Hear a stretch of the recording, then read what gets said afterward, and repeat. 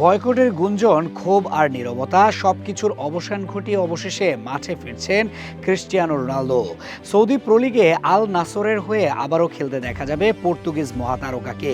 সব জল্পনা কল্পনার ইতি টেনে আগামী 14 ফেব্রুয়ারি আল ফাতেহর বিপক্ষে ম্যাচ দিয়ে প্রত্যাবর্তন ঘটছে রোনালদোর। ক্রীড়া বিষয়ক সংবাদ মাধ্যম ESPN এর প্রতিবেদনে এমনটাই জানানো হয়েছে। গত কয়েক সপ্তাহ ধরে আল নাসরের ম্যাচ থেকে রোনালদোর অনুপস্থিতি ঘিরে তৈরি হয়েছিল নানা প্রশ্ন।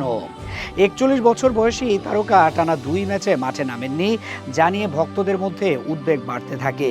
যদিও তার অনুপস্থিতিতেই আল ইত্তিহাদ ও আল রিয়াদের বিপক্ষে টানা 2 ম্যাচে জয় তুলে নেয় আল নাসর, তবু দলের প্রধান মুখের নীরবতা ও দূরে থাকা বিষয়টি সহজভাবে নিতে পারেননি সমর্থকেরা।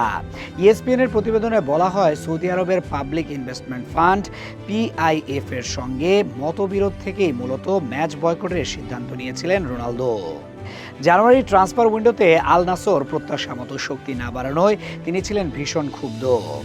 ক্লাবকে আরও প্রতিযোগিতামূলক করতে বড় নাম আনার প্রত্যাশা ছিল তার, কিন্তু বাস্তবে তা পূরণ হয়নি। এই অসন্তোষ আরও গভীর হয় যখন PIF সমর্থিত আরেক ক্লাব আল হিলাল জানুয়ারির দল বদলে আল ইত্তিহাদ থেকে করিম বেনজেমাকে দলে ভেড়ায়।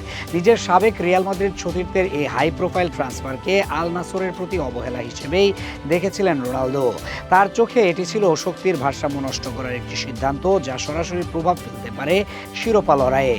তবে উত্তেজনার এই অধ্যায় শেষ পর্যন্ত সমঝোতার দিকেই গড়ায়। সূত্র জানায়, PIF রোনালদোর একাধিক গুরুত্বপূর্ণ দাবি মেনে নেওয়ার পরই তিনি মাঠে ফেরার সিদ্ধান্ত নেন। আল নাসরের বকেয়া বেতন পরিশোধ করা হয়েছে এবং ক্লাব পরিচালনায় শীর্ষ কর্মকর্তাদের আগের মতো স্বাধীনতা ফিরিয়ে দেওয়া হয়েছে। ফলে স্পোর্টিং ডিরেক্টর সিমাও কুতিনহো ও CEO হোসে সেমেদো আবারও পুরোপুরি সক্রিয়ভাবে দায়িত্ব পালন করতে পারবেন। মাঠের ভেতরে রোনালদোর প্রভাব যে এখনও অটুট তার প্রমাণ মিলেছে চলতি মৌসুমেই। আল নাসরের জার্সিতে এখন পর্যন্ত 22 ম্যাচে খেলে 18 গোলের পাশাপাশি 3টি অ্যাসিস্ট করেছেন তিনি। লিগ টেবিলেও শক্ত অবস্থানে রয়েছে আল নাসর। চিরপ্রতিদ্বন্দ্বী আল হিলালের থেকে মাত্র 1 পয়েন্ট পিছিয়ে থেকে দ্বিতীয় স্থানে আছে দলটি। সব মিলিয়ে বলা যায়, বোর্ডরুমের টানাপোড়েন আর ব্যক্তিগত ক্ষোভ পেছনে ফেলে আবারও মাঠের গল্প লিখতে প্রস্তুত ক্রিস্টিয়ানো রোনালদো। 14 ফেব্রুয়ারি ম্যাচ তাই শুধু আরেকটি লিগ ম্যাচ নয়, এটি হতে যাচ্ছে এক সুপারস্টারের নীরব প্রতিবাদের পর নতুন করে শুরু করার প্রতীক। পর্তুগিজ তারকা ক্রিস্টিয়ানো রোনালদো ইউরোপ ছেড়ে সৌদি লিগে খেলছেন দীর্ঘদিন হলো। তিনি প্রথম বড় তারকা যিনি সৌদি লিগের নাম লিখিয়েছেন। তার দেখানো পথে এরপর সৌদি গিয়েছেন আরও অনেকে।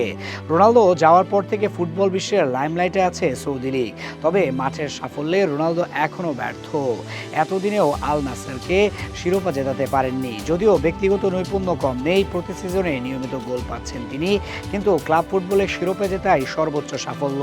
সৌদি আরবে সেই স্বাদ এখনও নিতে পারেননি পর্তুগিজ তারকা।